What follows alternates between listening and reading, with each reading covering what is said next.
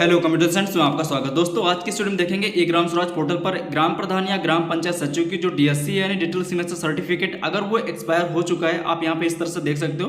तो अब इसकी क्या प्रक्रिया होती है, नया कैसे बनता है, किस तरह से रजिस्ट्रेशन होता है, सारी चीज़ें यहाँ पे हम दिखाएंगे और पोर्टल पर कैसे रजिस्टर्ड करना होता है वो भी आपको यहाँ पे बताने वाले हैं और दिखाने वाले हैं। जैसे आप लगाते हो डोंगल तो कुछ इस तरह से मैसेज आता है जो आपके डीएससी है यानी वो एक्सपायर्ड हो चुकी है, आपका नेम, सीरियल नंबर और यहाँ पे डेट भी दिखेगा कब आपका डोंगल एक्सपायर हो चुका है और अभी एक्टिव टाइम में क्या रनिंग है या नहीं वो भी एक्सपायर्ड यहाँ पे दिखेगा। तो चलिए यहाँ पे समझते हैं। सबसे पहले समझ लेते हैं कि ये डीएससी होती क्या है, मैं समझ लेते हैं थोड़ा सा। डीएससी क्या है, कैसे बनता है सर्टिफिकेट। इसका फुल फॉर्म होता है डिजिटल सिग्नेचर सर्टिफिकेट, यानी कि जो पेन ड्राइव जैसे दिखने वाला ये एक इलेक्ट्रॉनिक हस्ताक्षर होता है। जैसे आप सरकारी पोर्टल जैसे ई Gram Swaraj portal, PFMS, GeM आदि पोर्टल पर पेमेंट करते समय ट्रांजेक्शन को मैपिंग या ट्रांजेक्शन को ऑथराइज करने के लिए आप करते हो, यानी ई सिग्नेचर। ठीक है, अब ये बनता कैसे। डीएससी किसी भी मान्यता प्राप्त सर्टिफाइंग अथॉरिटी से बनवाया जा सकता है। उदाहरण के लिए ई मुद्रा, सिफी, कैप्रिकॉर्न, वी साइन आदि तरह के मार्केट में जो कंपनीज हैं उनके माध्यम से आप बनवा सकते हो। ठीक है, अब जैसे कि इसका क्या होता है कि जब आपका एक्सपायर हो गया तो आपके जिले लेवल पे जो अधिकारी होते हैं वो आपका आधार कार्ड, पैन कार्ड और आपके डॉक्यूमेंट्स लेके वीडियो वेरिफिकेशन करके वहाँ से रजिस्टर्ड करके ग्राम पंचायत की मैपिंग करके आपको डोंगल दे देंगे। अब उसके बाद अब आपको रजिस्ट्रेशन रजिस्टर करना होता है अपने पोर्टल पर, तो आपको लॉगिन करना होता है। अब जिसका डोंगल है यानी अगर ग्राम प्रधान का है तो चेकर के आईडी से ई ग्राम स्वराज पोर्टल पर लॉगिन करना होता है। अगर मेकर या सचिव की है तो मेकर की आईडी से लॉगिन करना होता है। मेरे केस में चेकर का है तो यहाँ पे चेकर का लॉगिन करना है। इस तरह से आईडी पे ई ग्राम स्वराज पे लॉगिन करना, 3 डॉट पे आपको क्लिक करना है।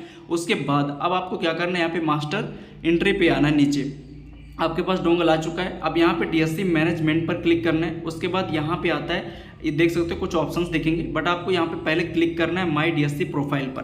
पहले आपको चेक करना है, जैसे कि अगर आपका एक्सपायर होगा तो यहाँ पे आपका ब्लैंक दिखेगा, यानी कुछ भी नहीं दिखेगा ई ग्राम स्वराज पोर्टल पर।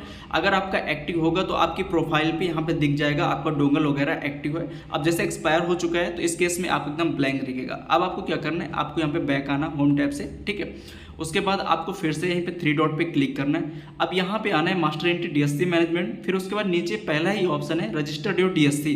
सिंपली आपको इस पर क्लिक करना है। इस पर क्लिक करने से पहले जो आपका नया डोंगल आया है आपको दिया गया, आपको अपने कंप्यूटर या सीपीयू पे लगा देना है। लगाने के बाद आपको यहाँ पे रजिस्टर्ड योर डीएससी पर क्लिक करना है। जब आप इस पर क्लिक करोगे तो आपके सामने कुछ इस तरह से इंटरफेस खुलेगा। आप देख सकते हो यहाँ पे इस तरह से थोड़ी सी प्रोसेस होगी। जब फर्स्ट टाइम आप कर रहे होगे इसको एक बार करना होता है, फिर ये 2 साल तक के लिए आपका वैलिड हो जाता है। ठीक है, तो यहाँ पे आएगा इंटर टोकन पासवर्ड, यानी जो डीएससी अभी नया बना है उसका एक पासवर्ड होता है, वो आप पूछ लोगे अपने उच्च अधिकारियों से। उसके बाद यहाँ पे उसका पासवर्ड इंटर करोगे टोकन का। ये पासवर्ड हमेशा पेमेंट करते समय भी आपका लगेगा। देन आप यहाँ पे ओके पर भी क्लिक करोगे। जैसे इस पर क्लिक करोगे तो आप देख पाओगे यहाँ पे आपका दिखेगा ग्राम प्रधान की डिटेल वगैरह और ये वैलिड कब से कब तक है, और नीचे एक्टिव दिखेगा, सीरियल नंबर वगैरह कुछ बेसिक डिटेल आपकी दिख जाती है। तो यहाँ पे एक नीचे कॉर्नर पे ऑप्शन होता है सेव करने का, जिस पर आपको क्लिक करना है। उससे पहले आप डिटेल वगैरह चेक कर सकते हो। ठीक है, तो चलिए हम यहाँ पे सेव पर क्लिक करते हैं। जैसे आप सेव पर क्लिक करोगे तो आपके सामने देख पाओगे कि ओटीपी जाएगा, यानी ग्राम प्रधान के मोबाइल नंबर रजिस्टर्ड नंबर पर ओटीपी जब भेजा जाएगा, एक ईमेल पर जाएगा और एक मोबाइल नंबर पर। तो उस ओटीपी को यहाँ पे आपको डालना है।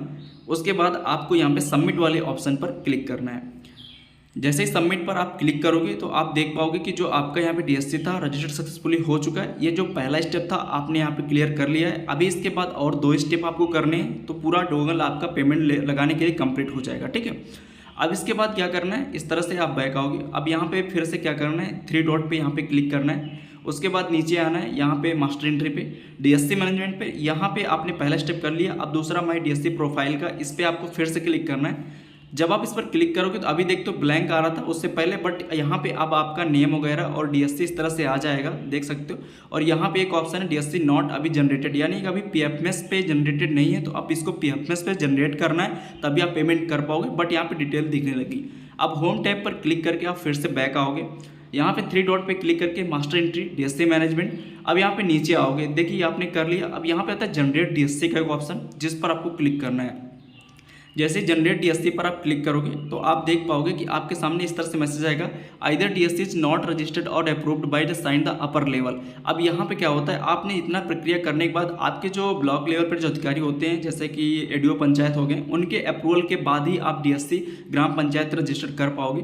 तो यहाँ पे आपको ओके पर क्लिक करना है। अब आपको अधिकारियों के माध्यम से अप्रूवल दिला देना, यानी अपने ग्राम पंचायत की मैपिंग एडीओ पंचायत के उससे आपको मैप करवाना है, तभी आप अपने ग्राम प्रधान यानी अपने डीएससी को आगे यहाँ पे स्कीम में रजिस्टर कर पाएंगे। तो ये आपको अपने अधिकारियों के माध्यम से अप्रूवल दिलाना है, हायर अप्रूवल। तो आप जब अप्रूवल मिल जाएगा, अब उसके बाद की प्रोसेस दिखाते हैं। जैसे कि मेरे केस में अप्रूवल मिल गया है, तो मैं यहाँ पे ओके पर क्लिक करके अब आते हैं। तो ये थोड़ा सा टाइम भी लग सकता है, जिसमें से 10-12 घंटे का टाइम भी लग सकता है। तो आप यहाँ पे मास्टर एंट्री पर फिर से क्लिक करके लॉगिन करके आओगे और यहाँ 3 डॉट पर क्लिक करके डीएससी मैनेजमेंट पर फिर से जाओगे। अब यहाँ पे जैसे कि आपको क्या करना है, यहाँ पे नीचे आना है। जैसे कि अभी आपने जनरेट डीएससी पर क्लिक किया था, तो आपको फिर से उसी जनरेट डीएससी के ऑप्शन पर क्लिक करना है। आप इसको कुछ टाइम बाद करना है अप्रूवल के, तभी आपका सही तरीके से काम करेगा। जैसे ही आप जनरेट डीएससी पर क्लिक करोगे, तो अब यहाँ पे देख सकते हो स्कीम के लिए आ गया। अभी तक हायर अप्रूवल अथॉरिटी के लिए जा रहा था, बट यहाँ पे आप सेलेक्ट स्कीम के लिए आ गए। अब यहाँ पे एक एक स्कीम तीनों को बारी बारी आपको सेलेक्ट करना है। आपके सामने बैंक इस तरह से दिखेगा और नीचे जनरेट डीएससी का एक ऑप्शन दिखेगा, जिस पर आपको क्लिक करना है। जैसे आप इसका क्लिक करोगे तो आपके अकाउंट से इसको मैप कर दिया जाएगा पीएफएमएस से। ठीक है, इस तरह से देख सकते हो DSC file has been generated, please sign the initiate the validation process for PFMS. अभी एक स्टेप और रहता है पीएफएमएस के लिए, उसको करना पड़ेगा। तो इसी तरह से इन तीनों को करना है। जैसे मैंने एक करके दिखा दिया, अभी दूसरा दिखा देता हूँ। फिर से मास्टर एंट्री डीएससी मैनेजमेंट पर, फिर जनरेट डीएससी पर जाओगे और यहाँ पे क्लिक करोगे। अभी मैंने एक स्कीम का दिखाया था, अभी आप दूसरा केंद्रीय वित्त सेलेक्ट करोगे, फिर इसी तरह से पंचम वित्त सेलेक्ट करोगे, यानी तीनों को आपको करना है। यहाँ पे मैं दूसरा दिखाई दे रहा हूँ, इसी तरह से करोगे। जनरेट डीएससी पे जाओगे, इसको सिलेक्ट करोगे, आप इसको भी कर दोगे तो ये भी इसी तरह से हो जाएगा। ठीक है, अब इसी तरह से जो पंचम वित्त का है वो उसको भी आपको कर लेना है। मैंने कर लिया। अब इसके बाद मास्टर एंट्री पे आओगे, फिर से डीएससी मैनेजमेंट पे आओगे। मैंने तीनों इसको कर लिया है। अब एक नीचे ऑप्शन आता है साइन जनरेट डीएससी। ठीक है, देखिए ये इस तरह लिखे गए साइन जनरेट डीएससी, जिस पर आपको क्लिक करना है। तीनों स्कीम में करने के बाद अब आपको इस पर क्लिक करना है, तो आपके सामने तीनों स्कीम इस तरह से दिखेंगी। ठीक है, अब यहाँ पे आपको बारी बारी सिलेक्ट करना होता है। जैसे कि यहाँ पे सिलेक्ट वाले ऑप्शन पर आप क्लिक करोगे, देन इसके सामने एक ऑप्शन होता है अप्लाई डिजिटल सिग्नेचर का। आपका डोंगल यहाँ पे आपके कंप्यूटर पर लगा होना चाहिए। देन जैसे ही आप इस पर अप्लाई पर क्लिक करोगे, तो आपके सामने एक बॉक्स खुलेगा, जिस पे आपको टोकन पासवर्ड डालना पड़ेगा। तो जो डीएससी का पासवर्ड होता है वो आपको डाल देना है यहाँ पे। देन आप यहाँ पे ओके पर क्लिक करोगे, तो ये पहले स्कीम के लिए इस तरह से कंफर्म साइनिंग दोगे, तो ये रजिस्ट्रेशन आपका रजिस्टर्ड हो जाएगा फर्स्ट स्कीम के लिए। तो यहाँ पे इस तरह से आप देख सकते हो। ठीक है, तो ये हो गया एक स्कीम के लिए। सेम तरीके से आप देख सकते हो डीएससी फाइल सक्सेसफुली हो चुका है, यानी कि सक्सेसफुली ये साइन हो चुका है। ये एक स्कीम का हो गया। इसी तरह से जो 2 स्कीम है मैं उनका भी आपको दिखा देता हूँ। आप फिर से जाओगे यहाँ पे 3 डॉट पे और उसके बाद मास्टर एंट्री डीएससी मैनेजमेंट, फिर जाओगे नीचे साइन जनरेट डीएससी के ऑप्शन पर क्लिक करोगे। जैसे क्लिक करोगे, एक स्कीम का हो चुका है तो एक हट गई है। अब दूसरे पे आप सिलेक्ट करोगे, यहाँ पे सिलेक्ट करोगे। देन इसके बाद अप्लाई डिजिटल सिग्नेचर पर क्लिक करोगे। यहाँ पे भी आप टोकन पासवर्ड सेम तरीके से डालोगे। डालने के बाद नीचे आप ओके पर क्लिक करोगे। ओके पर क्लिक करने के बाद नीचे कंफर्म साइनिंग का ऑप्शन आएगा, जिस पर आपको क्लिक करना है। तो ये भी स्कीम आपकी यहाँ पे सक्सेसफुली हो जाएगी। तो चलिए मैं यहाँ पे क्लिक कर देता हूँ।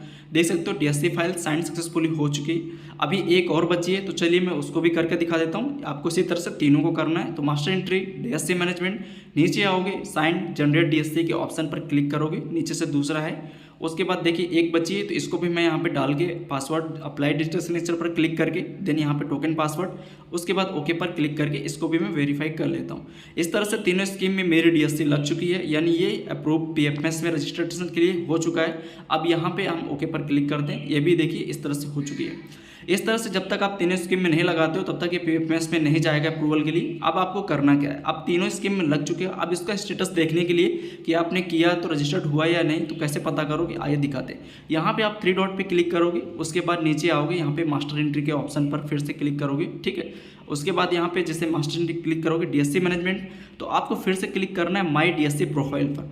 जब आप इस पर क्लिक करोगे तो आप देख पाओगे कि आपने जो रजिस्ट्रेशन किया है, अभी तीनों स्कीम यहाँ पे आपको खुलेंगी। जैसे देख सकते हो इस तरह से कुछ डिटेल खुलेगी। अब यहाँ पे आपका जो प्रधान होंगे तो प्रधान का नेम ऊपर रहेगा, या सचिव होंगे तो सचिव का नेम रहेगा। उसके बाद इस तरह से डीएससी प्रोफाइल में आपकी कब से कब तक वैलिड है, आप यहाँ पे डेट वगैरह चेक कर सकते हो। यानी वैलिड फ्रॉम और वैलिड टू से आपको डेट दिखेगी, यानी कब तक वैलिड है। ठीक है, और उसके बाद आप यहाँ पे पीएफएमएस पेंडिंग स्टेटस देखिए, डीएससी पे अभी यहाँ पे स्टेटस पेंडिंग दिखा रहा है। जब तक आपका पेंडिंग दिखेगा तीनों स्कीम में, इस तरह से नीचे स्क्रॉल करके देख लोगे तो आपका अभी पेमेंट नहीं लगा सकते। 24 घंटे बाद आप या 12 घंटे बाद देखोगे तो ये अप्रूव्ड हो जाएगा पेमेंट लगाने के लिए, तब आप पेमेंट लगा सकते हो। तो इस तरह से तीनों स्कीम में आप देखोगे तो यहाँ पे इस तरह से भी जो पीएफएमएस स्टेटस है वो पेंडिंग दिखेगा। तीनों स्कीम का आप चेक कर लोगे, जब ये अप्रूव हो जाएगा तभी आप पेमेंट लगा सकते हो। ठीक है, तो अभी यहाँ पे स्टेटस पेंडिंग एट पीएफएमएस दिखाएगा तीनों स्कीम में। तो आप नीचे स्क्रॉल करके करके उनको भी देख सकते हो। अब आपको 24 घंटे बाद फिर से ट्राई करना है तो आप यहाँ से कर सकते हो। तो पूरा DSC रजिस्ट्रेशन करने का किस तरह से पोर्टल के माध्यम से आपने यहाँ पे कंप्लीट देख लिया, मैंने पूरा क्लियर करके बता दिया किस तरह से, यानी आपको जो डोंगल बनने के बाद आ जाता है तो उसको आप पोर्टल के माध्यम से इस तरह से रजिस्ट्रेशन आप अपने कंप्यूटर से कर सकते हो अपने ग्राम पंचायत से, ठीक है। अब जैसे कि और भी जो अपडेट्स हैं हम आपको देते रहेंगे ई ग्राम स्वराज से या पेमेंट से रिलेटेड या अन्य और टॉपिक पर हम वीडियो कवर करते रहते हैं, या और भी जो डिटेल होती है हम बताते रहते हैं। तो आप हमारे चैनल को सब्सक्राइब भी कर सकते हो। थैंक्स फॉर वॉचिंग एंड मिलते हैं अगले वीडियो में। धन्यवाद।